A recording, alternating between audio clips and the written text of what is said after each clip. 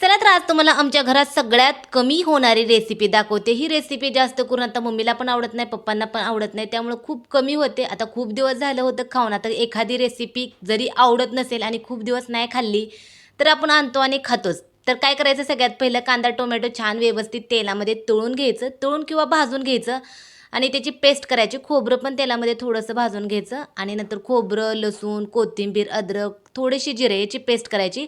तेल घालायचं. तेल घातले की नंतर कांदा टोमॅटोची पेस्ट छान व्यवस्थित तेल सुटेपर्यंत भाजून घ्यायची. नंतर खोबऱ्याचं वाटण घालायचं, मीठ घालायची, हळद घालायचा. जे कोणतं आपल्याला वाटतील ते मसाले घालायचे, थोडीशी चटणी घालायची, थोडंसं पाणी घालून छान तेल सुटेपर्यंत मसाला भाजून घ्यायचा. नंतर शिजवलेली अंडी घालायची, थोडंसंच पाणी घालायचं आणि मस्त अशी आपली अंडा करी तयार झाले. खूप कमी होते, पण केली की मम्मी एकदम भारी करते आणि मम्मीची हातची अंडा करी मला खूप जास्त आवडते. चला तर तुम्ही सगळेजण या जेवण करायला, तुम्हाला जर अंडा करी आवडत असेल तर. आणि बाय.